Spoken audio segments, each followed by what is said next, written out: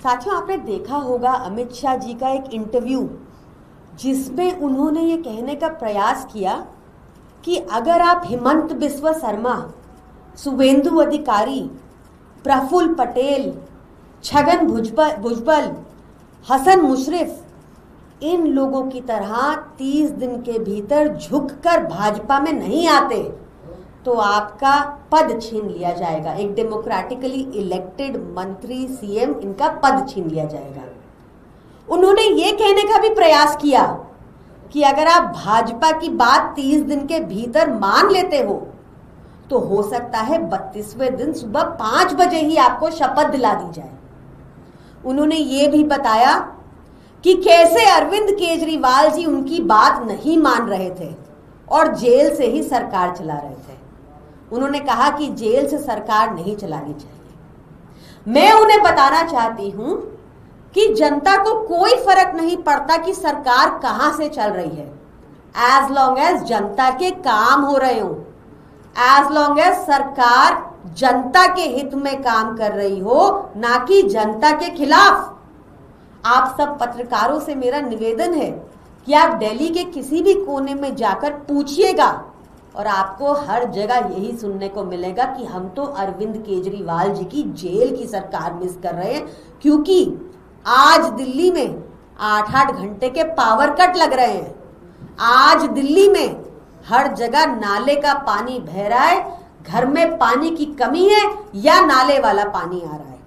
आज स्कूल की फीस दिल्ली में बहुत बढ़ा दी गई है, नियंत्रण से बाहर चली गई है जब से अरविंद केजरीवाल जी की सरकार नहीं है।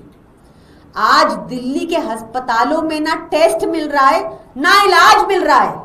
लोग अरविंद केजरीवाल जी की जेल से चलाई हुई सरकार को याद कर रहे हैं। मैं उनको ये भी बताना चाहूंगी भाजपा को कि आज जनता बहुत समझदार है। जनता को पता है कि किस तरह से भाजपा ने हमेशा ही, जब अरविंद केजरीवाल जी का मुकाबला नहीं कर पाए, डरते हैं उनसे, उनकी गवर्नेंस नीतियों से, तो कैसे हमारे 21 विधायकों को एक बार इलीगली उन्होंने टर्मिनेट कर दिया। कैसे जनता को पता है कि कैसे हॉर्स ट्रेडिंग का प्रयास भाजपा ने लगातार किया। जनता को पता है वोट चोरी के बारे में भाजपा की। जनता को यह भी पता है कि कैसे हमारे एक एक नेता पर इन्होंने झूठे केस लगाए, बदनाम किया उनको और कोर्ट में एक चवन्नी का प्रमाण नहीं रख पाए। जनता को मालूम है कि कैसे सुप्रीम कोर्ट ने इनकी इन्वेस्टिगेशन एजेंसी ईडी को क्रूक बताया, सीबीआई को बंद पिंजरे में तोता बताया।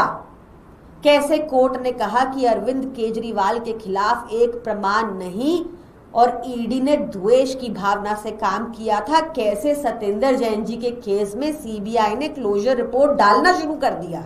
ये सब जनता को पता है। और मैं कहती हूं कि आपको अगर कोई नेता भ्रष्ट है तो 30 दिन क्या, उसको आजीवन कारावास होनी चाहिए और आप एक प्रावधान ऐड कर दो। इतनी चर्चा की जरूरत ही नहीं। एक छोटा सा प्रावधान ऐड कर दो कि अगर कोई निर्दोष साबित होता है, अगर ये आरोप झूठे हैं जैसे हमारे केसेस में हुआ, तो जिसने वो झूठी कंप्लेंट डाली, जिसने वो झूठा केस स्टार्ट करने की परमिशन दी, उनको भी जेल के पीछे उतनी ही देर रखा जाएगा जितना उस निर्दोष व्यक्ति को रखा गया। इसमें चर्चा की बात ही नहीं। ये एक पूरा बिल सिर्फ इसलिए लाया जा रहा है कि ताकि सरकारें तोड़ने का एक लेजिटिमेट तरीका भाजपा को मिल जाए और कुछ नहीं। धन्यवाद।